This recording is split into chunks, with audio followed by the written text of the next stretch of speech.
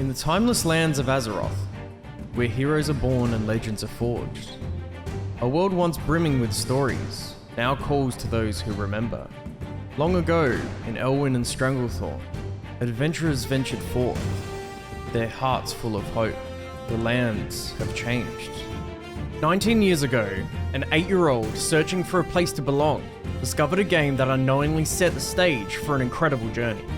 Azeroth became my refuge, offering comfort, meaning, and an escape into the better world. Throughout countless quests and challenges, Azeroth shaped me, teaching perseverance, patience, and connection. It became a journey of self-discovery, growth, and friendships with the community that became my life.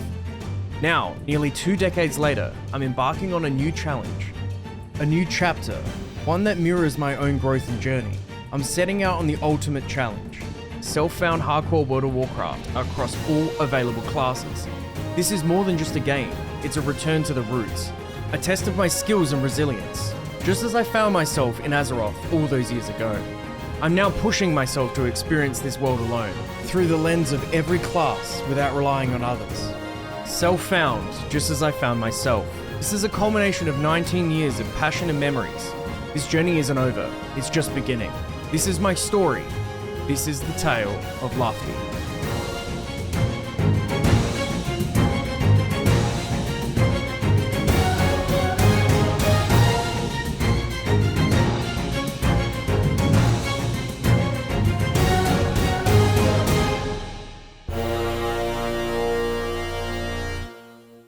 Welcome back everyone to another episode of Self-Found Hardcore across all 9 classes.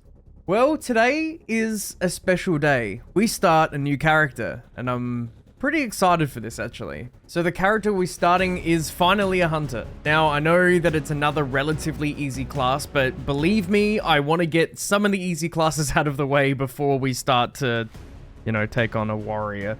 What are we going to expect from this class? Well, first of all, something does happen. Maybe not this episode, but maybe a bit further on, unfortunately.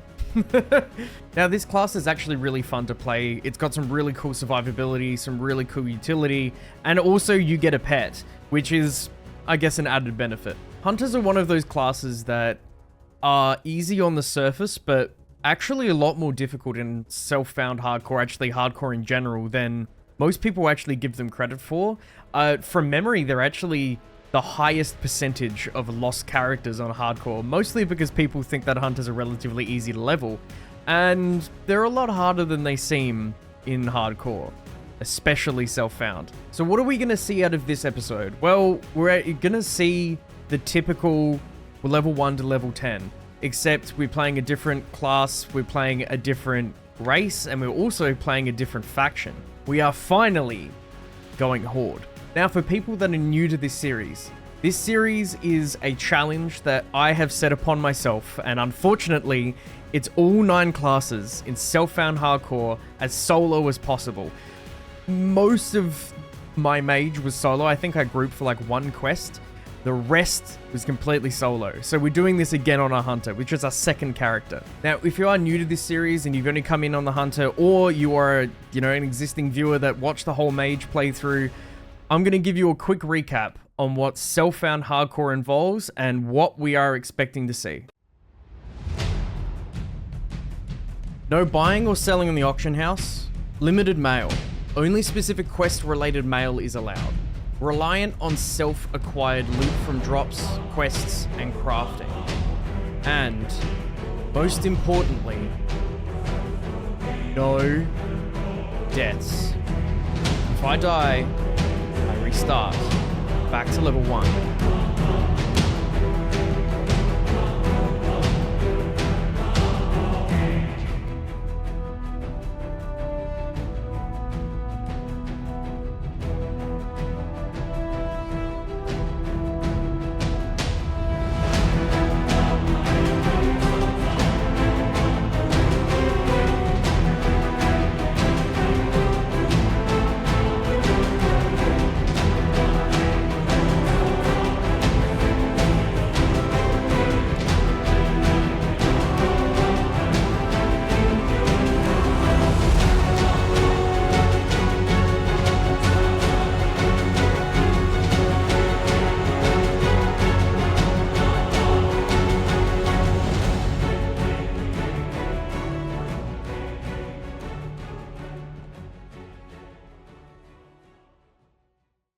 Welcome to level 1 again.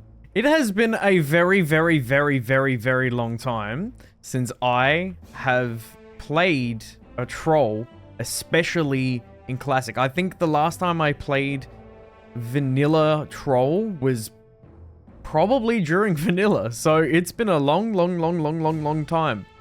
Alright, we're gonna do some pretty basic quests here, so just kind of get our feel of this area, and also a hunter.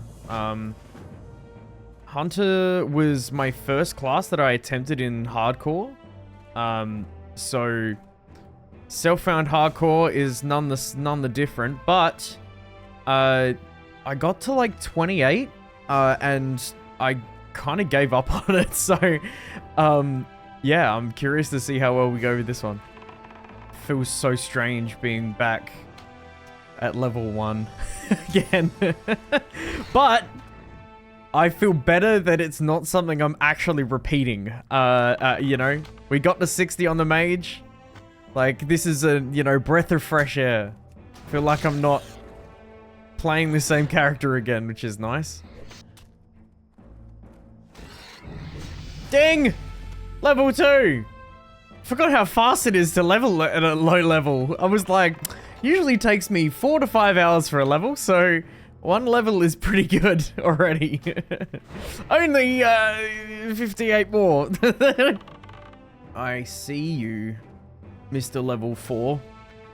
I need your claw. Wow, that rhymes. Look at me go.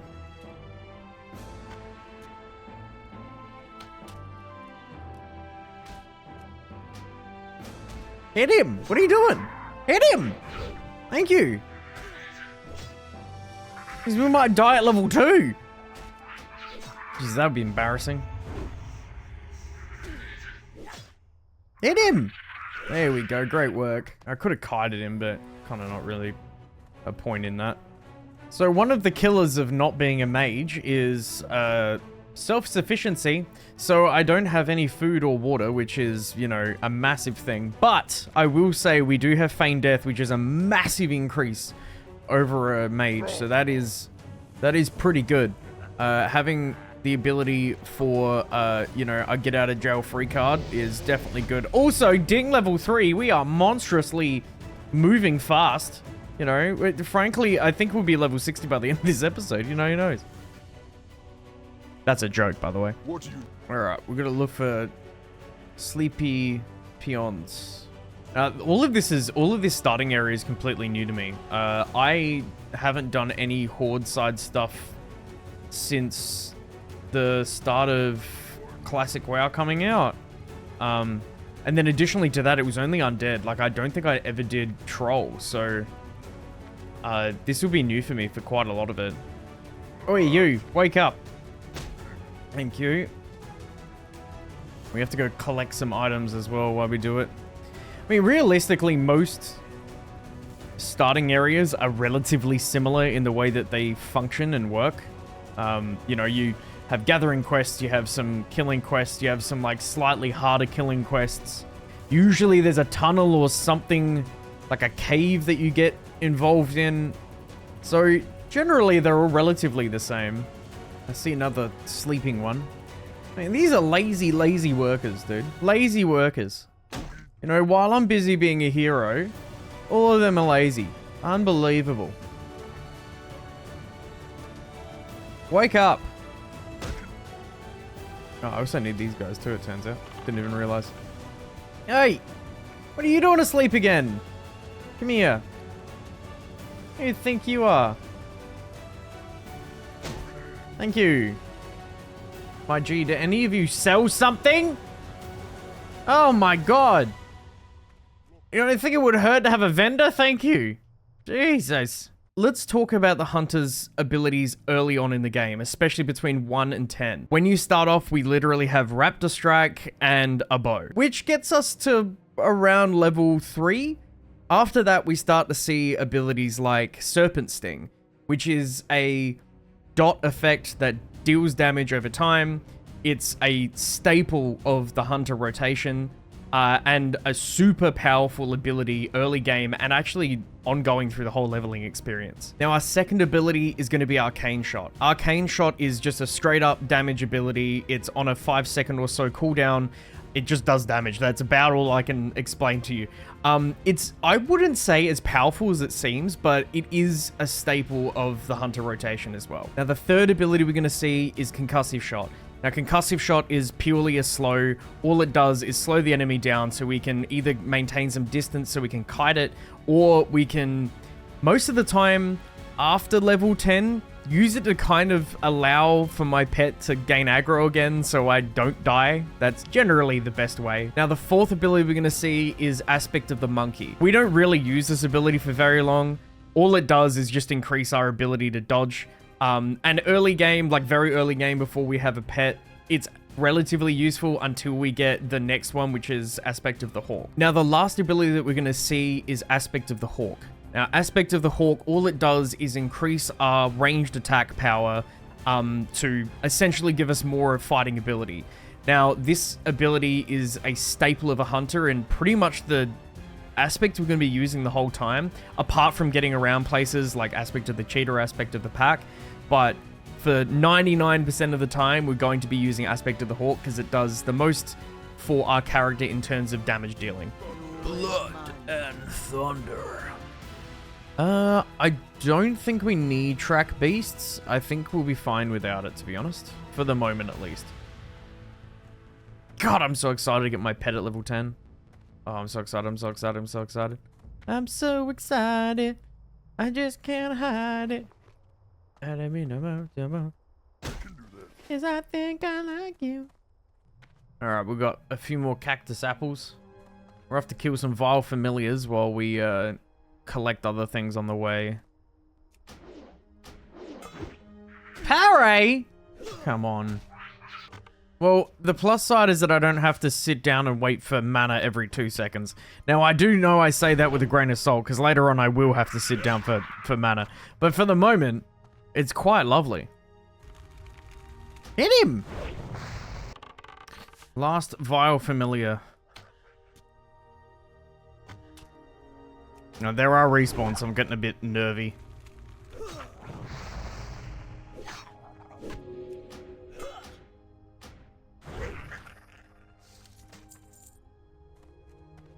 Oh, they're everywhere. Okay. Ding! Level 4? Level 4! I feel so much more relaxed after this first one that, like, today I'm like, oh, we've done so well! I think I'm enjoying this pace purely because the last, like, 10 levels of the mage were brutal. And little known fact, I might mention it in the level 60 video, but I did like 2 back-to-back 16 to 18 hour day recording, and I was so done with it by the end of it. I was like, I was exhausted. But we did like 53 to like 59 within like a day, which was crazy. So we did powerhouse it a little bit. Ooh, upgrade. And we have our first ability, Serpent Sting. And our first aspect, Aspect of the Monkey. Ooh, that feels good.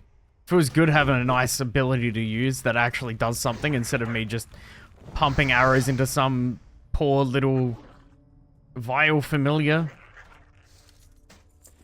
Oh, I can't wait till I can use mail, dude. I can't wait to be less squishy than being a mage. Oh, perfect. You're gonna let me fire arrows at you, dude. Awesome. And this will be level 5! Alright, we're making some quick movements.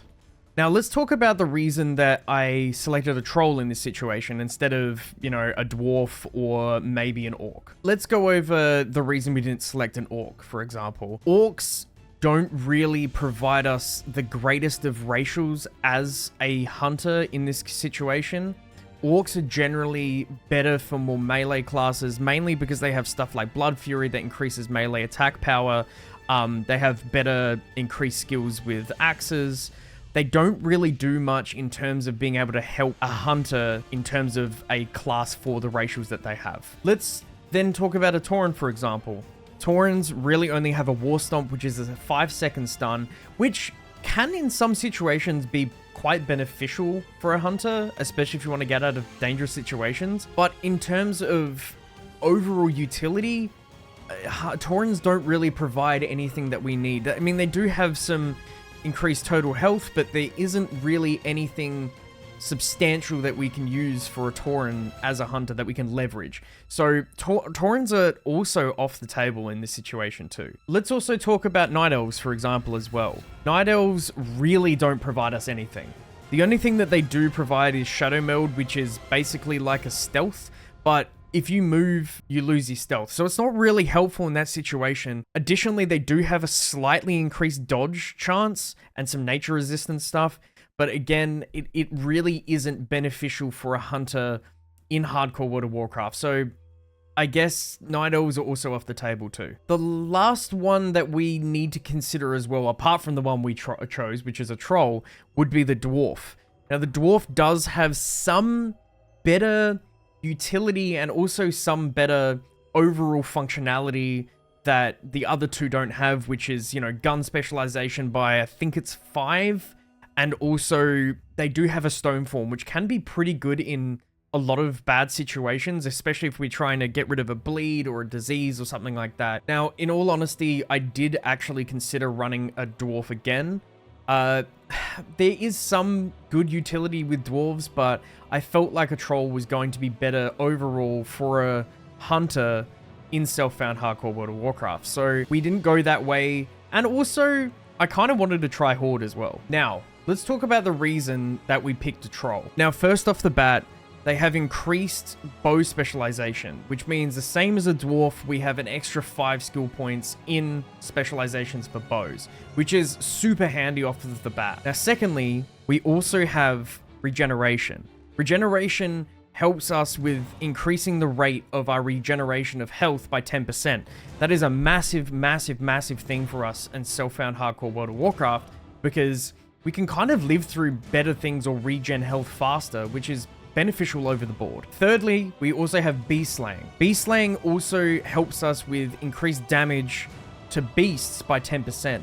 We spend a lot of time killing beasts in the game, so a extra 5% of damage dealt to that is super helpful for us. And last but not least, we have Berserking. Berserking increases our casting and our attack speed by 10%. That is a massive, massive increase. It's also on a cooldown. I don't think it's very long from memory. Now, this is all completely dependent on our health. Now, at full health, we have 10%. And if we're getting badly damaged or badly hurt, we actually bump that up to 30%. So we do a lot more damage at a lower health than we do at a higher health. Now, that's helpful if we're in a really bad situation and pop Berserking and hopefully live through something, instead of, you know, not having that at all and potentially dying because we don't have the damage output for whatever's trying to kill us. Okay, we've got to head into a cave. Oh, I don't want to do a cave. I hate caves. At low levels, there's always a cave. There always has to be a bloody cave. Just got to clear it one by one and we'll be fine, I think. I hope. Ow! Hold on! Stay there! And we need to gather 2 items in this place. So, one by one. I don't remember any of this. This is really, like, pulling on the nostalgia heartstrings. I barely remember any of this. But all I know is that once I'm done, I'm halving. I'm not trying to run out of this place again. Also, the mana thing lasting forever really didn't, didn't age well. We're like a level in. Let's talk about the cave. Now, I swear, every single starting area, we have a cave we have to deal with. Now, in this case, there's no spiders, there's no angry trolls. Let's say they're imps. The quest in here is to essentially clear out the area, find the last guy, kill him, get some emblem or an item of some sort, I can't remember what it is, and get out of there as quick as we can. So essentially, we'll do that quest real quick, get out of there as fast as we can, and don't have to deal with that ever again on this run. Oh, well, that is some beautiful timing, I will tell you. I had full bags and it's like, hey, do you want a bag? I do want a bag. There's the pick. Now, we have to go kill him, and I think we have to go around. I think we have to go left. Yeah, we have to go left. And kill the boss man inside for a item. We need the Burning Blade Medallion. Now, I may have risked it a little bit with 38 arrows left. That may have been a bit of a mistake on my part, I will admit. Hopefully we can kind of, like, mosey our way through here without having to use too many arrows. If we can kill him, we're fine. The boss man, and then we'll just get out of here. We'll skedaddle out of the way. Alright, time to kill boss man. Oh, he's a caster as well. I mean, I don't really want a dot on me, but that's okay. You will die quickly.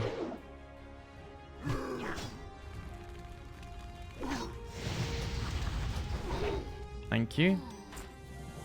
Ooh, I do like a minor healing. Oh, level 6!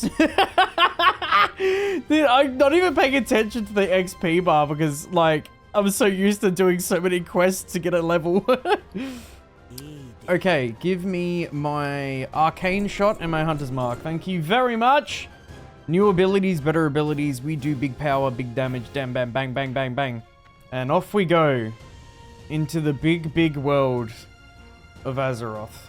May I introduce you to Durotar. Durotar is a starting area for both orcs and trolls, and also does house the elusive Orgrimmar. Now, this area is very reminiscent of Red Dirt. It's actually honestly very reminiscent of Outback Australia, you could almost say. There's jagged mountains, there's red dirt everywhere, there's some really scary areas that we'll go into shortly, and it's just a really gloomy place, but also kind of raw and ready to pounce on anything that's around. I really enjoy this area.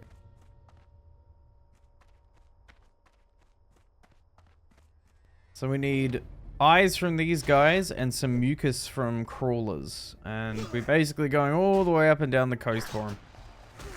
Come here. Nothing again. Okay. Oh, we're back to the same poor drop rates as usual, which is nice. Always nice to see some consistency, Blizzard. Let's talk about the Centaur area. Now, this whole area is literally me having to grab 3 different treasure maps or something similar.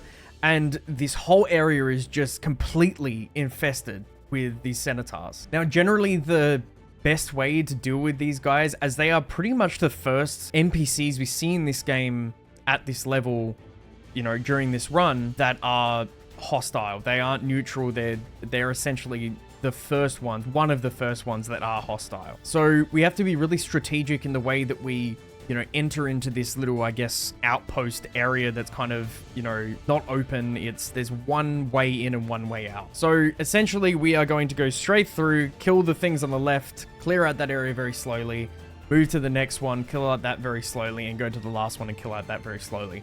So we have to be very, very slow in our approach, because if we move too fast or pull more than one, we're dead. So we need to get attack plans from these guys. So this is the start of our very, like, oh boy, okay. Alright, that's already spelling to run away. I was about to say, that's the start of our, like, somewhat starting to get dangerous, you know, area, and then I pulled everything in possible sight. Love it. Love this for me. I cannot wait until I get a pet, dude.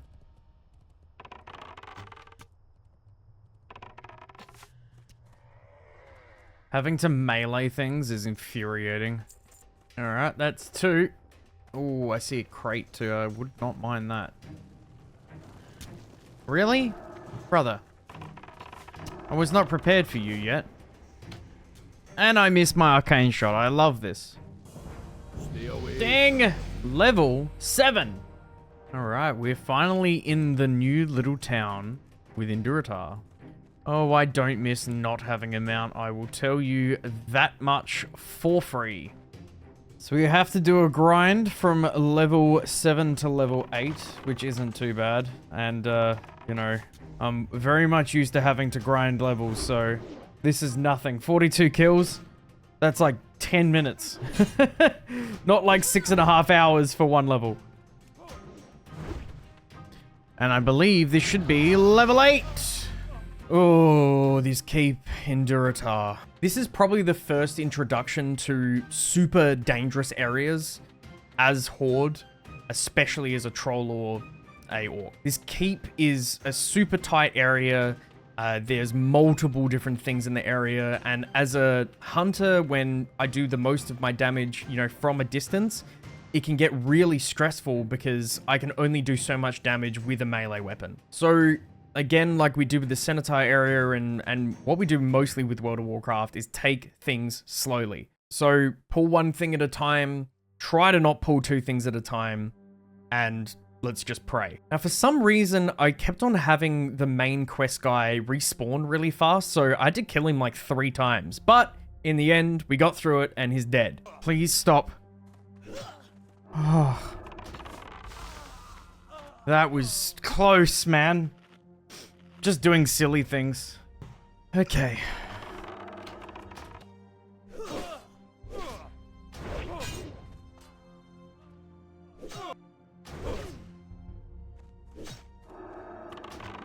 I don't know really why he respawns so fast.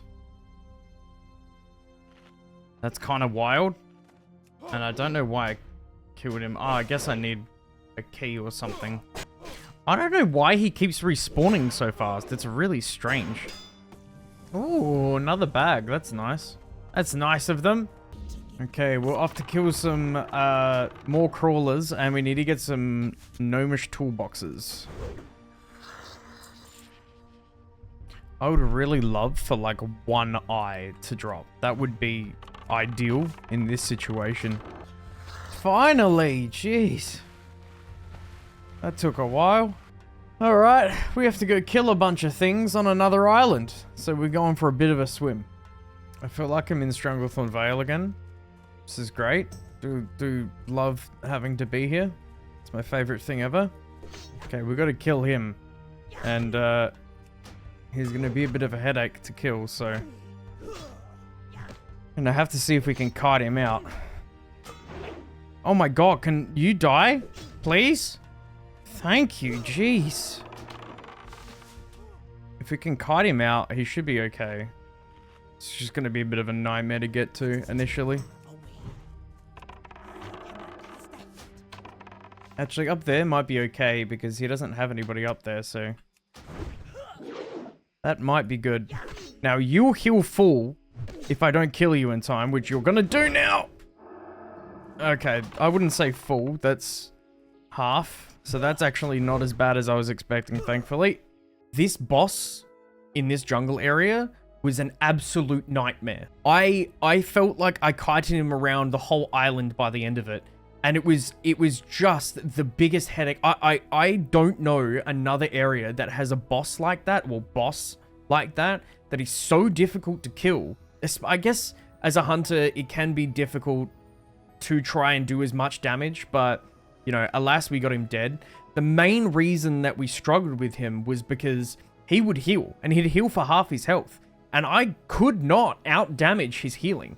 So it got to a point where I had to pretty much slowly damage him down and let him heal, and then damage him down and then kind of take him down by like 10-20% each time, and eventually he died, but it was an absolute nightmare. Shrink and heal. Who do you think you are? He heals and shrinks? What in the world? Oh, well, this is gonna suck now, isn't it?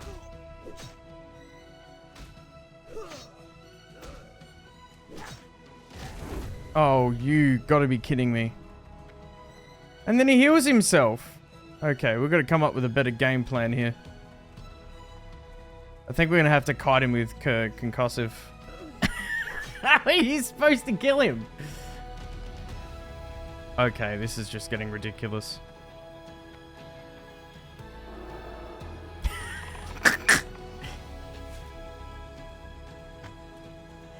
Holy hell, man. That was the hardest kill I have ever done on a hunter in my entire life. Jesus Christ. That was the longest kite of my life. Oh. That was scarier than any other, like, potential death on my mage. That was crazy. Oh my god. We have to get some eggs off these guys too. Well, I mean, they're wherever their little stashes as well. So we'll do that too. But now we've done the hardest part, which was, like, getting that kill and the skull. So I think we're kind of Gucci than we were 5 minutes ago. So that's a nice feeling. Ding! Level 9! Oh, finally, found some bloody eggs. I've been looking for these eggs, like, this whole time. I finally found some. Never thought it'd take so long. Why aren't the little baby raptors, dude? Babies. Hey, 4 of 4. Okay, we need some eggs and a few more trolls, and that's it. Okay, one more troll and one more set of eggs, and we are skadooting out of here. Alright, time for the big swim back home. Luckily only, you know, till level 20, and we get a speed increase aspect of the cheetah, which will be a massive, massive, massive upgrade for us, because, boy, I don't forget running like this. Don't forget. Boy, I don't remember what I was going to say. Essentially, I miss being able to have a mount. That's what I mean. It's been a long day. Ding! Level 10! So we'll finish these guys off, and then we're probably going to go off and do our pet training, I reckon. So we have a pet, and we don't have to sit around in misery trying to melee things continuously, which I'm really looking forward to. Well, now we hit level 10, we finally get our pet. Now, as a hunter, at level 10, we get a pet. And in order for us to be able to do that, we have to finish our class quest at level 10. Now, our class quest is essentially us having to tame 3 different types of animals around us so we can learn how to tame a pet. So the first one is a boar, second one is a crawler, and the third one is a scorpid. So once we've actually completed that quest, we can learn how to tame a pet, we can learn how to mend a pet, and we can learn also how to feed a pet, and I guess also dismiss a pet too. Now from about 10 to about 15, we run with a scorpid, and then after that we tend to run with a cat because they do a lot more damage, and they can tank better, and they can take more damage, and they're just better overall. So that's traditionally why we pick that. Okay, time for us to do the level 10 quest for a hunter. Okay, we have to go tame a boar. So this quest basically involves us having to do like, I think 2 or 3 different animals that we tame. And then we become a master tamer. And then we're able to tame any type of animal we want to help us in our journey to level 60.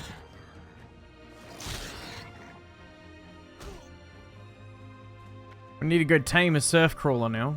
So we're heading to the beach. Okay. Taming done of the surf crawler. We're half back. I think we have another one to do. And then we can tame whatever we want.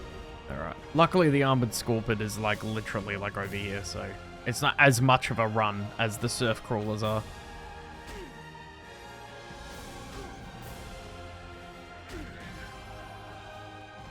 Cool. Scorpion done. Hey, we can tame now. Hell yeah, dude. Now, before we go anywhere, I think it's best we run over to Stormwind and grab leather working and skinning quickly, just so we can do the same thing with engineering. And funnily enough, we're actually having to go to Org anyway, so that kind of works out. Welcome to Orgrimmar.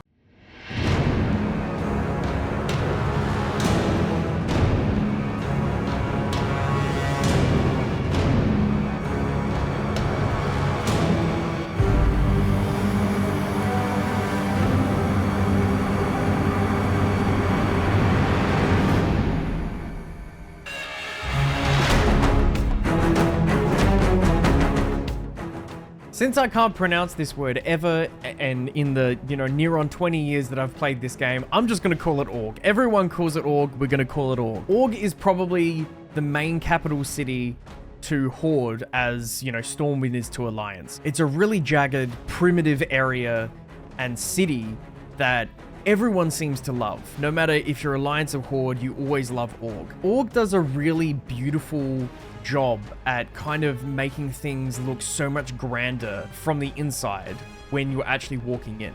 You walk in through the gates and everything looks okay, and you take that right and then take the left, and then it just opens up. You got the tower in the middle with the flight, all these little sub parts with little lakes and stuff. It's a really, really cool area. It also houses one of the, let's say, most predominant people, Thrall. Now, I'm sure most people know who Thrall is, but Thrall is the war chief of the Horde and is also voiced by the man himself, Chris Metzen. Org is one of the most beautiful looking places. I really, really thoroughly love Org, and I hope you do too. All right, we still gotta complete a few of the hunter quests. I believe this is to be able to feed them, and then we also have to train certain abilities for the pet as well. Now, let's talk professions. I know with our mage, we went with engineering and mining, predominantly to get a headpiece and for our target dummies. I did a bunch of research as well, and it seems like engineering and mining seems to be the best way, not only for the early headpiece that we can get that we use for the mage, but also for that extra bit of util to get out of places that we might get stuck in for the target dummy. So essentially, we'll have the target dummy there just as a way of getting out of things if we encounter a bad situation where we have no way of getting out unless we pull aggro away. In saying that, we do start with skinning instead of engineering, purely just to get the leather so we can actually make the headpiece later on. So we essentially get skinning, get the leather that we need, drop skinning, get engineering. Let's talk about our food and water situation. Our food and water situation is going to be a lot more difficult than a mage because we can't make our own food or water.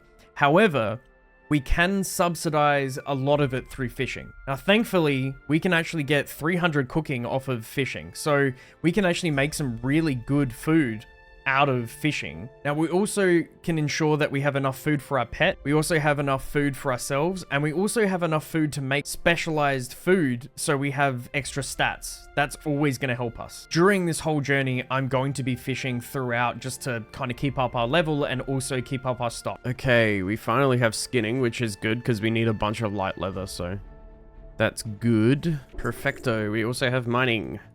We need that for our engineering anyway, so that's good. Well, that does us for level 1 to level 10 on a hunter and on Horde. Now, what are we expecting from the next episode, from 10 to 20? A lot of different new areas. We're going to the Barrens, and we're also going to the Barrens, and also we're going to the Barrens, and then after that, between level 18 and 20, we're also going to the Barrens. So we're going to the Barrens. As always, if you have enjoyed watching this or watching the other parts of the series, please make sure you hit that subscribe button and also turn on the bell and tell your friends about it. If you haven't watched the other episodes, especially with the mage playthrough, go watch that. The link's in the description, so make sure you try to watch that because that's our first run in self-found hardcore World of Warcraft by ourselves. So go watch that if you haven't watched that, and I'll see you in the next episode.